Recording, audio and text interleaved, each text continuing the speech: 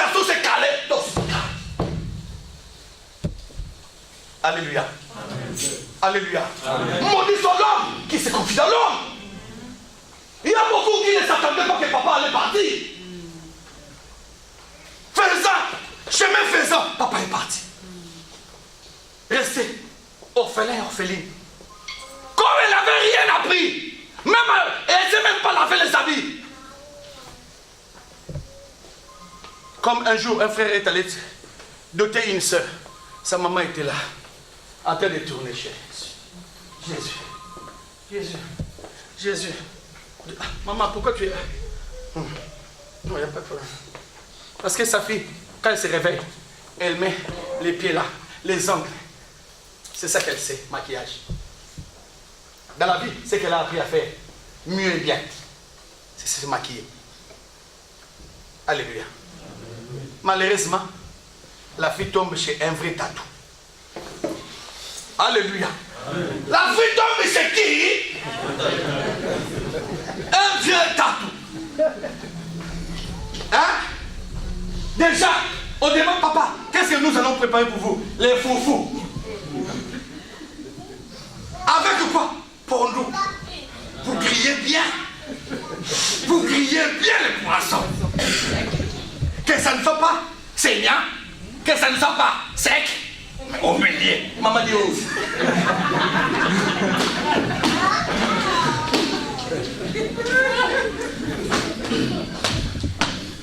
On a demandé à ma fille, tu l'aimes? Maman, je l'aime. Surtout les enfants qui parlent bien français là. Maman, je l'aime. Maman dit, papa, maman, parle bien, tu l'aimes. Si même moi, on m'avait proposé une telle personne, j'allais refuser.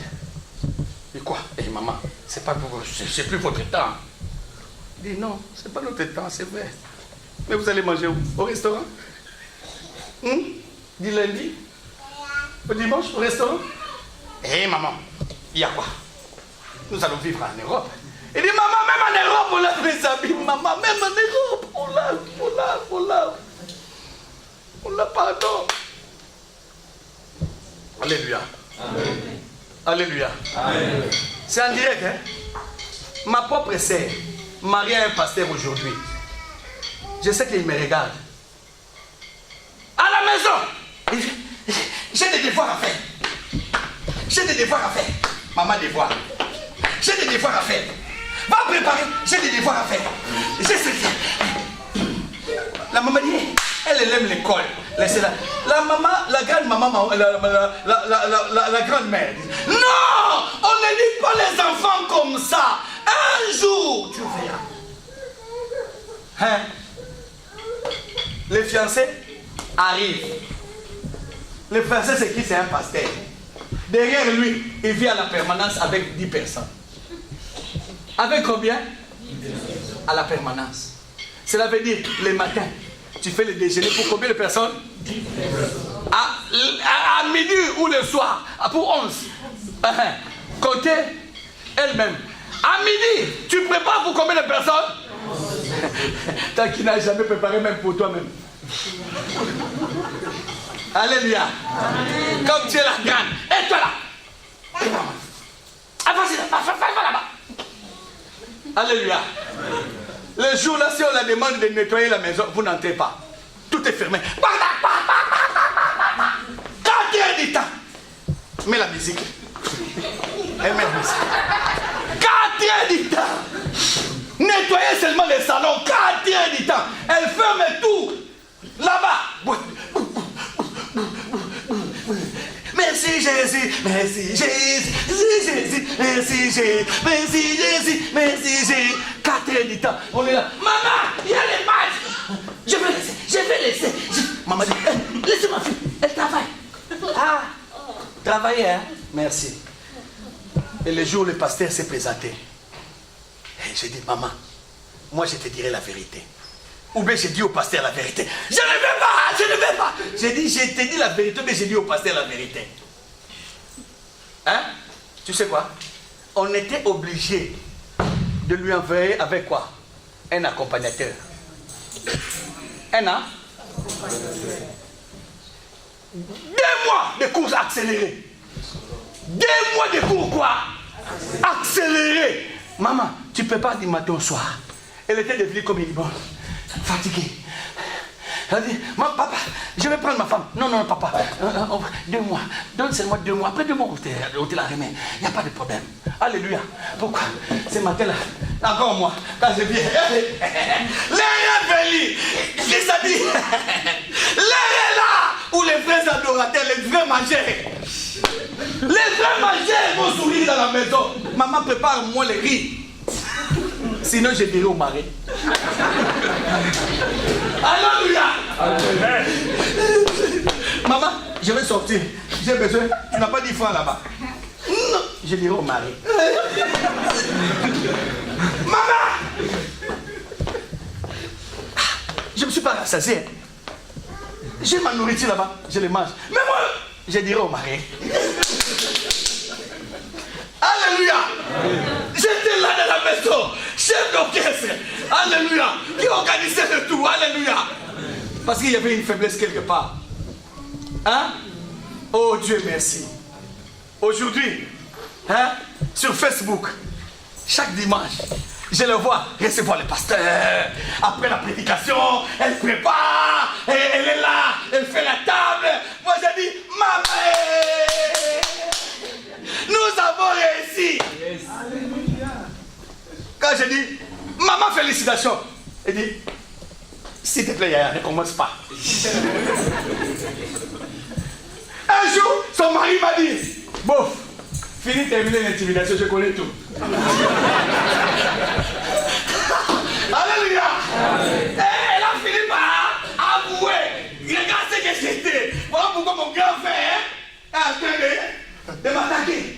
Ah, c'était comme ça. Et oui, mais aujourd'hui, elle est devenue une maîtresse. Alléluia. Elle reçoit les hommes de Dieu. Elle est là. Tout homme de Dieu qui passe chez elle, elle doit manger. La personne doit manger. Donc elle est là, elle fait la table, tout. Elle envoie les photos sur Facebook. Moi je dis, maman, bravo Seigneur, laissez-la venir. Elle dit, pardon, s'il te plaît, ne commence pas. J'ai dit, mais quand tout le monde te comprend pas, tu ne te fâches pas. Mais quand moi je vais parler, tu commences à te fâcher. Pourquoi? Alléluia. Alléluia. Les bonnes choses viennent, hein, avec l'amour, la patience et la volonté. Quand tu as la volonté, tu vas quitter. Ton objectif d'aujourd'hui, tu es capable de le transformer en gloire demain. Seulement si tu es un. Alléluia. Je ne parlais pas beaucoup de temps. Nous sommes à la fin. Alléluia.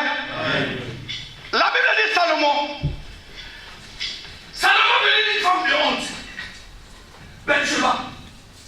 Dans la vie de Salomon, il n'a jamais senti ce bonheur d'avoir un papa et une mère heureux dans le foyer. Alléluia. Alléluia. Amen. Alléluia. Amen. Lui, il voyait toujours ce que les gens disaient. Voilà pourquoi, à la naissance de Salomon, quand Salomon est né, David a pris Salomon.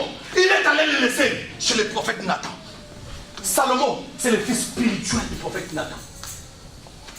Si Salomon arrive à faire le sacrifice comme ça, c'est parce qu'il a vu le prophète Nathan en train de sacrifier. Il a vu la vie du prophète Nathan. Frère et sœur, sois l'ami de ton pasteur. Apprends tout. Apprends. C'est sûr que non. Salomon, il y a des moments où il disait, il demandait au prophète, que dois-je faire dans telle situation, frères et sœurs, tu sais, hein, le fait d'aller te raconter ton problème de mariage chez un ami, un voisin, ton frère, tu es en train de livrer ton secret. Le jour où vous aurez des problèmes entre vous deux, c'est l'ami qui va proclamer à tout le monde, crier à tout le monde ton défaut. Fais attention. Alléluia. Amen. Fais. Quand David a pris Salomon, il a compris que si je l'élève au milieu d'autres, il sera comme Joseph. Ou bien il sortira avec des blessures intérieures. Il y a des enfants aujourd'hui qui sont remplis de blessures intérieures. À cause de quoi? À cause de ce qu'ils voyaient. Comment il voyait sa mère souffrir. Alléluia.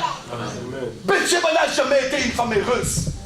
C'est à partir de la gloire de Salomon que Bathsheba a eu l'essence de la vie.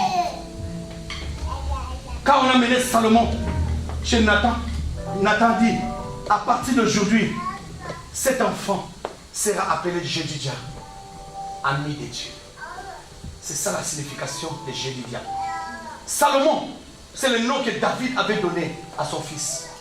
C'est lui qui veut dire bien-aimé. Alléluia. Mais Jédidia veut dire le cœur de Dieu. L'ami de Dieu. Alléluia. L'ami de qui? De Dieu. Pourquoi? Parce que Salomon était devenu comme un enfant du prophète. Alléluia. Comme les prophètes vivent souvent seuls, il a quelqu'un à qui converser, à qui parler. Et Salomon apprenait les choses de Dieu. Alléluia. Amen. Alléluia. Amen. La meilleure école de la vie, c'est l'église. Si tu as raté l'éducation au niveau des parents, tu as raté au niveau des études, il te reste une chance. Rattrape-toi au niveau de l'église. Amen. Alléluia. Amen. Alléluia. Amen. Alléluia. Amen. Tous ceux qui ont réussi, regarde, soit ils ont fait le petit séminaire. Alléluia. Amen. Soit ils étaient là, être encadrés. Ils avaient des encadrés. Voilà pourquoi ils ont réussi. Vous réussirez toujours à travers une autre personne. Je vous dis déjà, Dieu va utiliser une autre personne pour t'amener à la gloire. Salomon a été amené dans la maison de Nathan. Salomon a appris à servir Dieu. Au moment où Absalom et les autres allaient faire des ambiances, en tant que le fils d'eux. Mais Salomon n'était pas considéré comme le fils d'eux. Au contraire, Salomon était considéré comme un serviteur. Oh, la fin, justifie le moyen. Alléluia. À la fin, parmi les enfants de David, qui est sorti, qui a pris le trône, c'est Salomon. Alléluia. Amen. Pourquoi? Parce que Dieu avait dit à David que David, comme toi tu m'as servi, tu ne manqueras jamais d'un successeur. Il n'avait pas cité le nom des successeurs. Frère, tu sais, il y a un secret. Hein? Quand dans la famille, le père c'était banquier, parmi ses enfants, il y aurait un banquier. Quand dans la famille, le père c'était un avocat, parmi ses enfants, il y aurait un avocat. Quand dans la famille, le père c'est un médecin, vous verrez que dans cette famille-là, plus tard il y aura un médecin. Pourquoi? Parce que les bonnes choses de Dieu sont transmissibles. Alléluia. Amen. Les bonnes choses de Dieu sont transmissibles. Voilà pourquoi dans la généalogie, on parle de fils d'eux, qui n'était pas fils direct, mais venu de la lignée d'eux. Alléluia. Amen. On parle de Adam. On parle de 7 fils d'Adam. Est-ce que 7 étaient fils d'Adam direct? Oui. On parle de Noé, fils d'Adam. Est-ce que Noé était fils direct d'Adam? Non. Mais on voit quoi? La lignée de notre grand-père, Noé. Adam était le grand-père de Noé. Donc la chose là a traversé pour arriver à Noé. Mais tout ça là. Et non. Alléluia. Jusqu'à arriver à Abraham. Abraham n'avait pas qu'Isaac. Mais la chose est partie. Elle est arrivée chez Isaac. Il n'y avait pas qu'Isaac. Isaac n'avait pas que Jacob et Jacob. Mais la chose est tombée sur Jacob. Jacob n'avait pas que Joseph et Judas. Mais au lieu que la chose tombe sur Joseph, qui était élevé, mais la chose est tombée sur Judas. Alléluia. Amen. Le but de Joseph, c'était d'amener cette famille-là en Égypte pour se multiplier, garder, apprendre et retourner. Alléluia. Amen. Mais la grâce, c'était Judas. Mais regarde la vie de Judas. Regarde la vie de Judas. Hein? Il est allé coucher avec Tamar et avoir des enfants. Des jumeaux, Pérez et Zérès. Avec qui? Sa belle-fille. Parfois, les chemins de Dieu, ça tu sais, dans la vie, hein, tu peux imaginer que non, c'est la confusion. Mais c'est le chemin par lequel Dieu t'amène à la gloire. Frère, le chemin de Dieu n'est pas un chemin droit. Il y a un adage hébreu qui dit, Dieu n'écrit pas droit, mais il est l'alpha et l'oméga. L'écriture de Dieu n'est pas droit. Dieu pour écrire, il sait qu'il va commencer ici, terminer ici. Vous savez, qu'est-ce qu'il va faire? Il prend comme ça.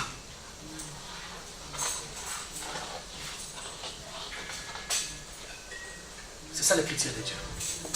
Il te fait monter, il te rabaisse, il te fait monter, il te rabaisse, il te fait monter, il te rabaisse, il te fait monter, il te rabaisse, il te fait monter, il te rabaisse, jusqu'à ta destination. Amen. Frère, voilà pourquoi j'ai dit à quelqu'un, c'est cet après-midi, tu ne finiras pas comme ça. Amen. Moi je sais, 5 ans après, il y aura des grandes dames ici. Amen. Il y aura de grands hommes ici. Amen. Moi je le crois. Moi je le crois, frère.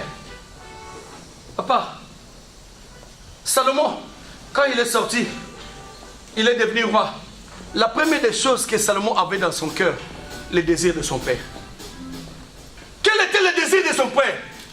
Dieu avait interdit à David de lui construire une maison. Alors que c'était le désir profond de David. Mais comme David était un homme de guerre, frères et sœurs, voilà pourquoi je dis toute église a un esprit. L'esprit de l'église, c'est l'esprit du pasteur. Si le pasteur c'est un magicien, vous tous qui êtes là, vous êtes sous la mouvance de cette magie. Vous serez toujours aveuglés avec cette magie. Alléluia. Amen. Alléluia. Amen. Alléluia. Amen. Pourquoi David, Dieu lui a dit non. Fais tout, mais ma maison à moi, non. Excusez-moi, le prophète dans les temps ne mangeait pas la nourriture d'une femme qui est en période. Non. Un bon prophète ne mange pas. Ne mange pas. Pourquoi? Voilà pourquoi Dieu a créé un système. Nazarien! Tu ne toucheras pas. Tu ne toucheras pas. Tu ne toucheras pas. Pendant ce temps-là, Nazarien, tu ne toucheras pas. Alléluia. Amen. Parle bien. Je suis monté fort. Que je descends un peu. Alléluia. Amen. Que je descends un peu. Frères et sœurs, quand vous êtes dans la prière, quand tu es dans les périodes arrêtées, préparez pour ton mari. D'après moi. Alléluia. Amen. D'après moi. Ça a aussi des répercussions. Alléluia. Parce que la femme, c'est le secret de Dieu. La femme, c'est le secret de Dieu. Une femme peut t'amener à la gloire facilement. Alléluia. Amen. Vous savez, Jésus a eu la grâce d'être accompagné avec son mari. Pardon, de sa mère. C'était une grâce. Les femmes qui étaient là, qui étaient les rencadreurs, c'est Marie. Voilà pourquoi il a dit à Jean, Jean, tellement que je t'aime beaucoup, je vais te laisser mon secret. Le secret de Jésus, c'était Marie. Il a regardé Jean. Jean, toi tu m'as beaucoup aimé. Mais, laisse-moi te dire, voici ta mère. Il est ton coach. Marie était le coach de Jean. Si Jean est arrivé à Patmos, c'est ici, à Éphèse. Marie a pris, Jean a pris Marie. Ils sont arrivés à Éphèse. Si Jean a réussi, c'est parce qu'il avait à côté de lui le coach. La personne qui avait vu l'ange. Alléluia. Amen. La personne qui avait vu l'ange, parler avec l'ange face à face. Et frère, ce n'est pas n'importe qui. Ce n'était pas n'importe qui. Ce n'était pas n'importe qui. Pourquoi Jésus n'a pas laissé Marie à Pierre? Alléluia. Regardez maintenant la vie des gens. Regardez la vie des gens. C'est le seul prophète qui est mort après tout le monde. Dans sa vieillesse. C'est le seul prophète que Dieu a ouvert les yeux pour voir l'avenir, pour voir l'au-delà, les derniers jours, comme Moïse, c'était Jean. Jean n'a pas fait beaucoup d'erreurs. Regardez dans la Bible, il n'a pas fait beaucoup d'erreurs parce qu'il avait un coach. La réussite de beaucoup de présidents, quand ils ont de bonnes femmes. Alléluia. Amen. Alléluia. Amen. Alléluia. Amen. La Bible dit, celui qui trouve une bonne femme, trouve quoi? Le bonheur. Le bonheur. Le bonheur. Frère. Mais, devant la femme, dans l'amour, il faut qu'il y ait une chose, l'humilité. Ce n'est pas une relation de gagnant-gagnant. Non. Ce n'est pas une relation de supérieur et d'inférieur. Non. Ce n'est pas une relation dans l'amour de muscles. Non.